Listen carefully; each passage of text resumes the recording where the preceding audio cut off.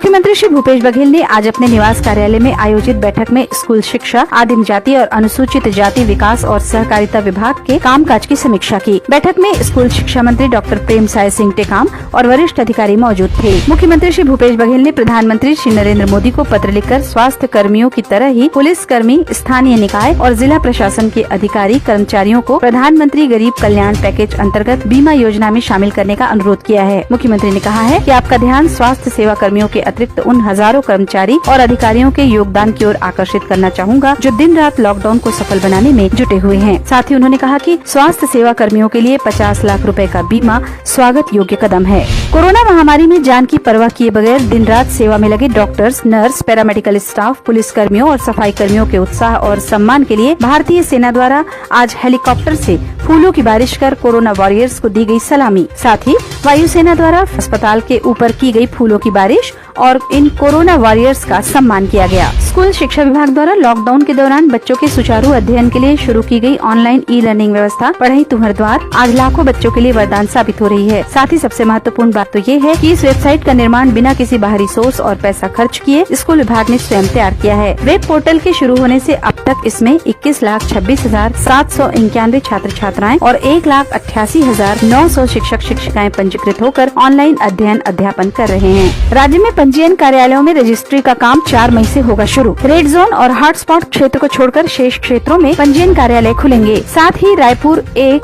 2, 3 और 4, कोरबा, कटघोरा और सूरजपुर उप पंजीयक कार्यालय में पंजीयन का कार्य रहेगा स्थगित। भारत सरकार के पंचायती राज मंत्रालय ने छत्तीसगढ़ की 3 ग्राम पंचायतों को अलग अलग क्षेत्रों में उत्कृष्ट कार्यों राष्ट्रीय पुरस्कार के लिए चुना है। उत्कृष्ट कार्यों के लिए कबीरधाम, कान्हाथैरा, रायपुर के बंचरौदा और कांकेर के लिए भिलाई का चयन पुरस्कार के लिए किया गया है। कोरोना वायरस के संक्रमण की रोकथाम और नियंत्रण के लिए लॉकडाउन घोषित किया गया है। इस अनुक्रम में रायपुर में फंसे झारखंड के श्रमिकों, यात्रियों और नागरिकों की वापसी हेतु बसों और वाहनों के रायपुर पहुंचने का क्रम आज से शुरू हो रहा है। झारखंड के 6 जिलों गोड्डा, सरायकेला, बोकारो, खूंटी, जमशेदपुर और गिरिडीह से 15 बसों के रायपुर पहुंचने की संभावना है। इन बसों में झारखंड के इन जिलों के रायपुर में फंसे श्रमिकों और नागरिकों को वापस भेजा जाएगा। छत्तीसगढ़ शासन श्रम विभाग द्वारा अन्य राज्यों में फंसे श्रमिकों की सहायता के लिए 7 हेल्पलाइन नंबर जारी किए गए हैं, जिन पर 7 दिन मजदूर अपनी जानकारी दर्ज करा सकते हैं। इसके साथ ही विभाग द्वारा जारी वेबसाइट पर भी सूचना दर्ज कराई जा सकती है। मुख्यमंत्री श्री भूपेश बघेल ने आज प्रदेशवासियों के नाम पत्र लिखकर अनुरोध किया है कि अन्य प्रदेशों या स्थान से आने वाले लोग हेल्पलाइन नंबरों के माध्यम से अपनी जानकारी अवश्य दें और 14 दिन के क्वारंटाइन में अवश्य जाएं और संक्रमण से बचाव के सभी उपायों को अपनाएं। घने जंगलों के बीच फंसे सुकमा जिले के गाँव गोलापल्ली में 184 घर बिजली की रोशनी से जगमगाए। ग्रामीणों को मिली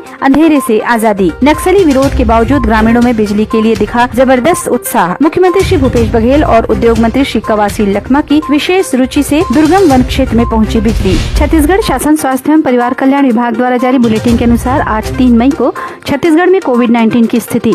छत्तीसगढ़ में अब तक कुल 57 केस पाए गए हैं, जिनमें से 36 ठीक हो चुके हैं और 21 कोरोना पॉजिटिव हैं।